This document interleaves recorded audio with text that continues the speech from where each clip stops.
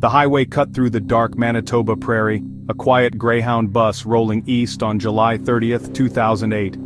On board, passengers drifted between sleep and silent contemplation, lulled by the hum of the engine. No one sensed the storm gathering in the shadows, a moment that would redefine terror for a nation. The bus was a temporary community, strangers sharing a ride, each with their own destination. For Tim McLean it was a journey home. For another it was the edge of madness. The prairie night was still, the peace fragile. Soon the ordinary would be shattered by the unthinkable. The rhythmic thump of tires, the soft glow of lights, mundane details that would soon frame chaos. In a world where safety felt certain, horror was just a seat away. The bus moved steadily east, carrying its passengers toward a fate none could imagine. A random seat, a chance encounter, choices that would haunt survivors and investigators alike. There were no what-ifs that night, only the relentless approach of tragedy. The rules of civilization would soon be suspended, replaced by disbelief and a single haunting question: why? This is the story of Bus 1170, a journey into darkness. The night held its breath, and the world would never be the same. The peace was an illusion, about to be shattered forever. The highway, once ordinary, was about to become infamous.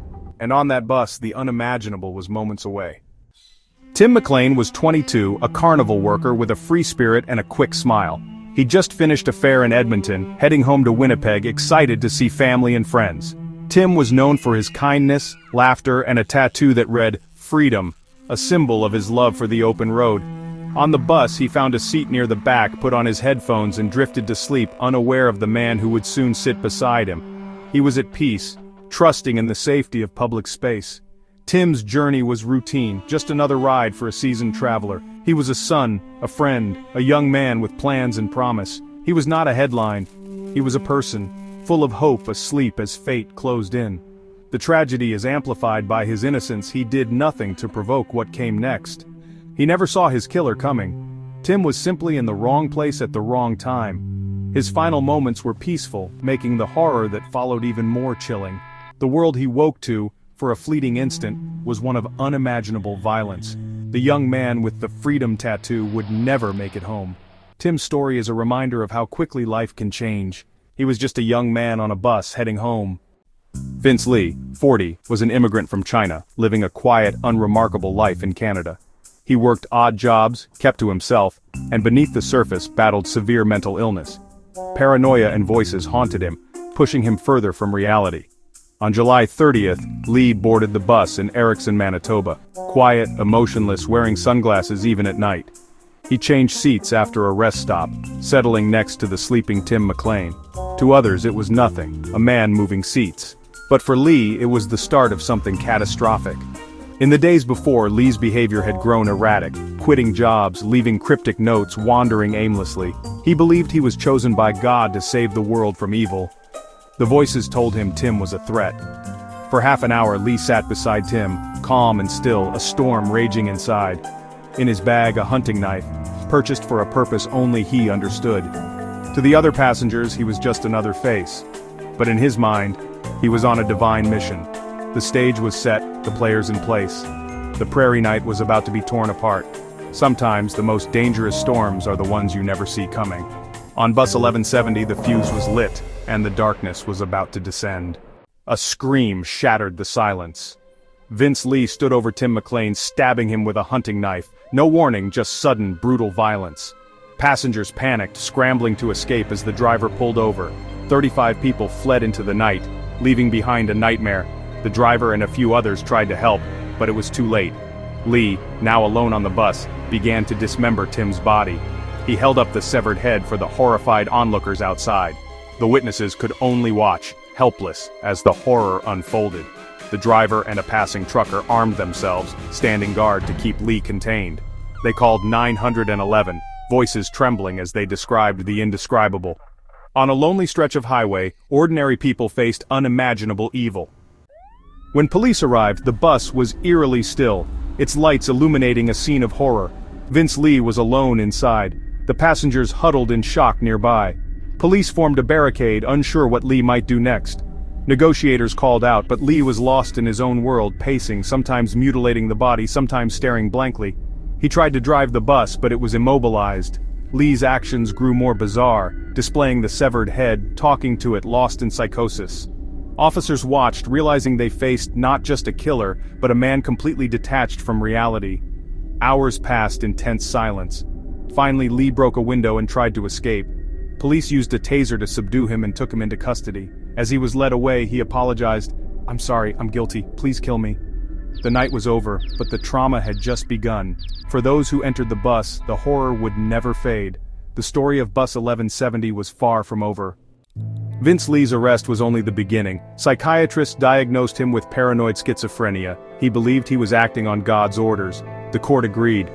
Lee was not criminally responsible due to mental illness. Instead of prison, he was sent to a secure psychiatric facility.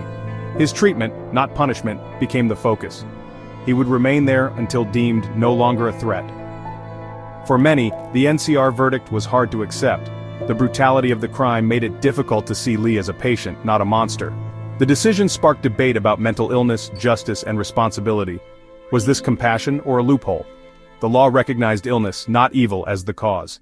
The verdict set the stage for a national reckoning. After the verdict, Vince Lee, now Will Baker, responded well to treatment. Each year he was granted more freedoms, escorted walks, unescorted visits, then a group home. With every step, public outrage grew. Tim McLean's family, especially his mother, became vocal critics, arguing that justice had not been served. In 2017, Baker was granted an absolute discharge, no more legal conditions, a free man. Doctors said he was no longer a threat, but many disagreed. The decision divided the country. Some trusted the system, others saw it as betrayal. Was rehabilitation enough for such a crime? The debate raged. Public safety versus the rights of the mentally ill. For many, the release was the ultimate injustice. The case left a deep rift in Canada's conscience. The story was far from settled. The murder of Tim McLean shook Canada, forcing a reckoning with public safety and mental health. Ridership on Greyhound dipped, fear lingered. Calls for increased security followed, but practical solutions were elusive. The case led to the Not Criminally Responsible Reform Act in 2014, making it harder for NCR offenders to be released. A new high-risk designation extended review periods and limited freedoms. The law was controversial. Critics argued it stigmatized mental illness and prioritized punishment over treatment. Supporters saw it as necessary for public safety. The legacy of Bus 1170 is complex, a symbol of random violence, a catalyst for legal change. It exposed gaps in mental health care and challenged the balance between compassion and security. The story became a cultural touchstone, shorthand for a justice system under strain. The questions it raised still echo today. The scars remain. Was justice served in the case of Tim McLean and Vince Lee? If justice means punishment, the outcome is unsatisfying. Tim is gone, and his killer is free. If justice means treatment and rehabilitation, the system worked as intended. The case forces us to confront uncomfortable truths, the horror of the act, the reality of mental illness. Can we show compassion to someone who committed the unforgivable? Where do we draw the line between public safety and mercy? The story remains unsettled, a tragedy with no easy answers. It reminds us of life's fragility and the thin line between sanity and chaos.